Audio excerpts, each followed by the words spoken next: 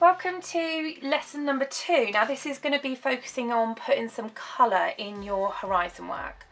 So the recall that obviously we're going to be revisiting is, you know what the horizon line is now. We know that that is where the sky meets the ground if it's completely flat. But what we now need to start adding into that is the fact that when we look at landscapes, we look at cityscapes, it's not all going to be flat, it's layers. And what gives it that perspective still is the fact that colour and detail fades the further away it gets from us. So what we're going to do in today's session is we're going to do 2 little experiments that show that happening, and we're going to have a look at what you can possibly be using at home to make that work for you. So what I've got in front of me is my trusty little pad again. I've got a pencil so that I can sketch things out.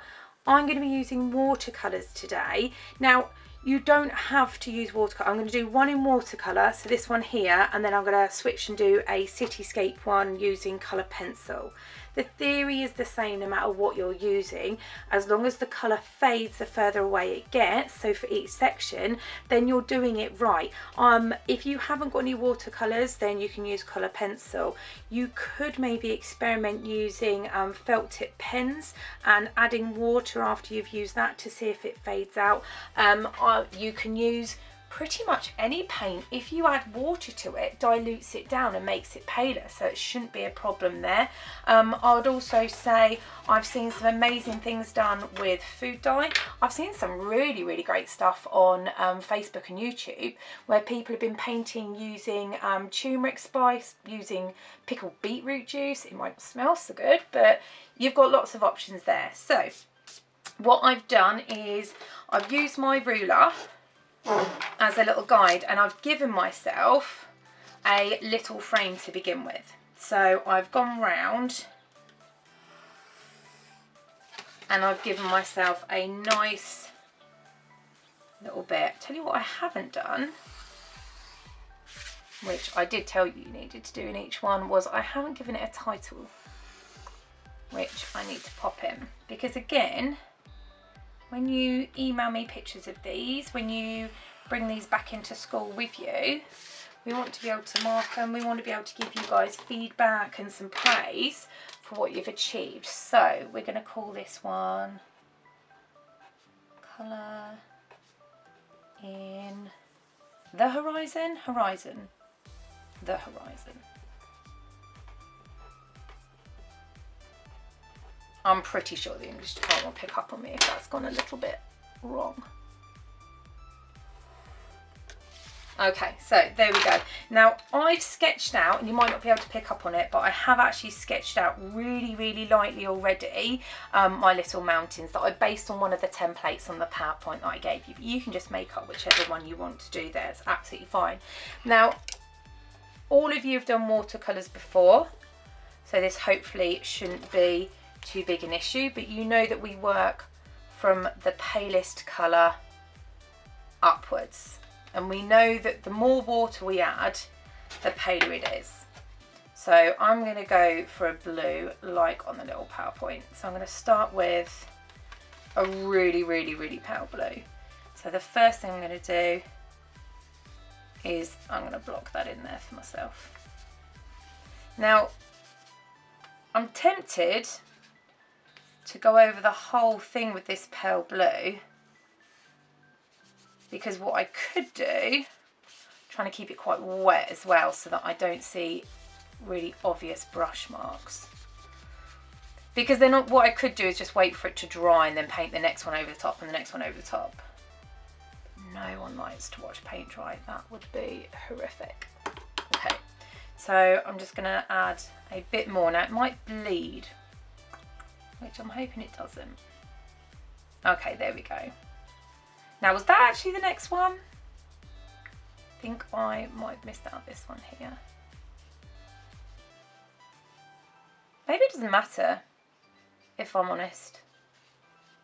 If it does bleed a little bit, one into the next, into the next, into the next, is it really that big a deal? Because, as I've just pointed out,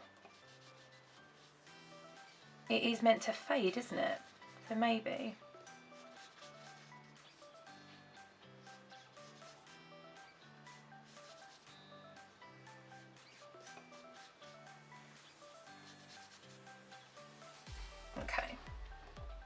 Yeah, so I've got a little bit of a bleed, but actually I don't think it looks too bad.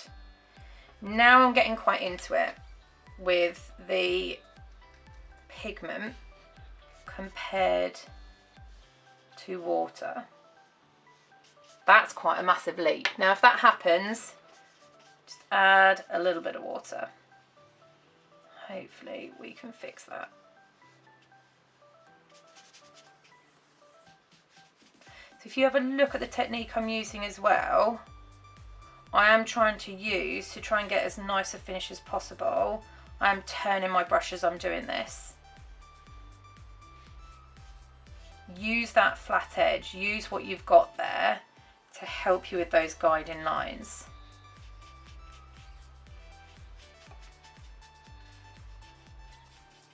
And remember, if you look at it and go, actually that is too pale, you can always go back in.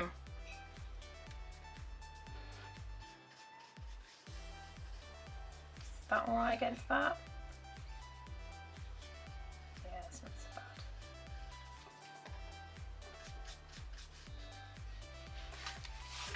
And at the moment, I'm not doing the one thing that I'd probably be nagging all of you doing. I'm twisting my arm around, my hand around to paint this. Whereas what I'd be telling you lot to do is to move your book, move your piece of paper. Don't contort your hand the way I'm doing. Move your bit of paper around to help yourself. Oh, that's gone way too painful.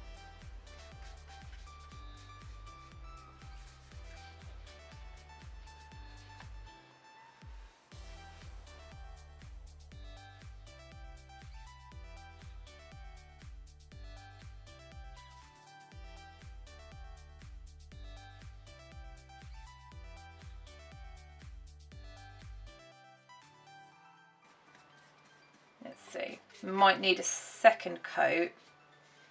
Because again, I think that's often the thing that we do with watercolours as well. We do one wash of it and go, yeah, we're done, coloured it in. When actually, to give it a really nice amount of depth, we should be doing a couple of layers. At least on the front ones, I'm thinking that front one might need a second little layer.